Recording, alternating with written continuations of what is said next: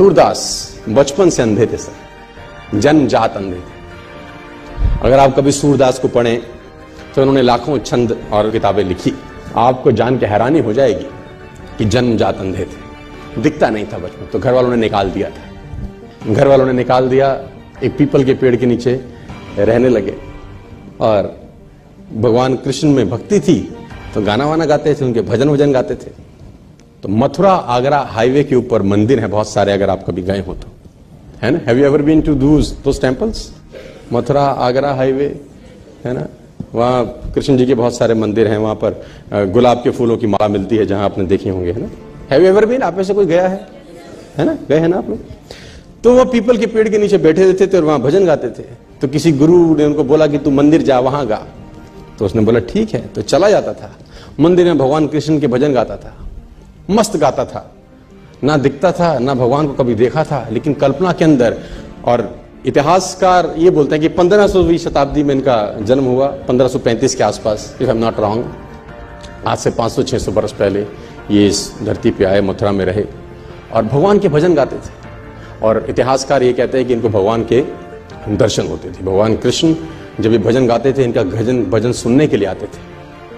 कितना सच है कितना झूठ मुझे नहीं पता, लेकिन आई बिलीव। मैं किसी चीज को नकारता नहीं हूं, जो बात है कहीं ना कहीं हुई होगी शायद।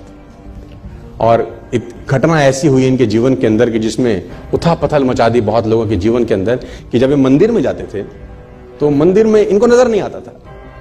तो जब वो भगवान का श्रृंगार होता है हर सुबेरे, तो ये पंडित को, जो वहां का पुरोहित था, उसको बोलते थे कि ये पीले रंग के कपड़े अच्छे नहीं लग रहे भगवान पे। तो पंडित was shocked, how it is possible for a blind man to सी।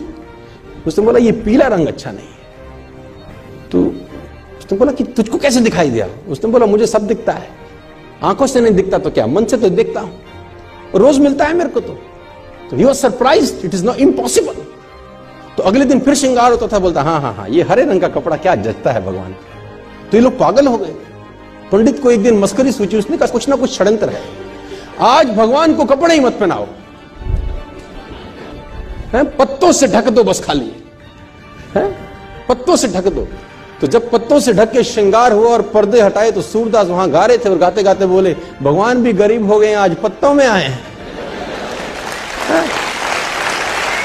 तो एवरीबडी वाज शॉक्ड कि how it is possible for a blind man to सी।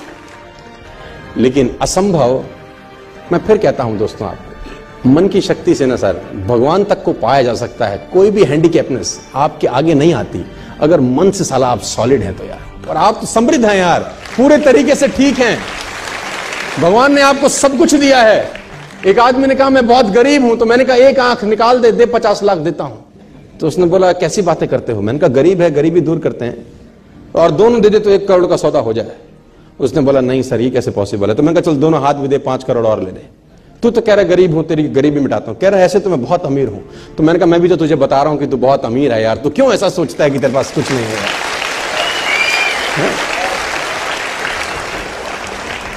और भगवान ने सूरदास को दर्शन किए। आप सूरदास के बारे में पढ़ें, छंद पढ़ें तो आपके रोंगटे खड़े हो जाएंगे। कुएं में नहाते नहाते गिर गए, कहते हैं एक दफा। जब कुएं में नहाते हुए गिरे, अंधे थे, नजर नहीं आता था, तो पानी में गिर गए। तो भगवान को हाथ जोड़े कि निकालो प्रभु। तो कहते हैं कि भगवान छोटे से रूप लेके उनको बाहर निकालने आए। और जब बाहर निकाला तो इनके जीवन की अद्भुत घटना है। तो हाथ पकड़ा हुआ था भगवान, तो उन्होंने जैसे ही वो हाथ का स्पर्श किया, इनको समझ में आ गया कि आज आदमी आ गया है। जो अब तक सिर्फ ख्वाब में दिखता था वो आज आ गया। तो उसने कस के पकड़ लिया, वो समझ में आ गया कि आज हाथ मौका लगा, आज मत छोड़। तो कहते हैं भगवान ने झटके से हाथ छुड़ा दिया। तो सूरदास का एक बहुत बेहतर दोहा है सर, अपने साथ लेके जाना, खतरनाक दोहा है। हाथ छुड़ाए जात हो निर्मल जान के मोहे, हृदय से जब जाओ तब सबल जानूंगा तोहे। है ना, हाथ छुड़ा के तो जा सकते हो, है ना, आज मैं कमजोर हूं तो हाथ को झटक सकते हो, लेकिन दिल से निकल जाओ तब मानूंगा कि कुछ हो।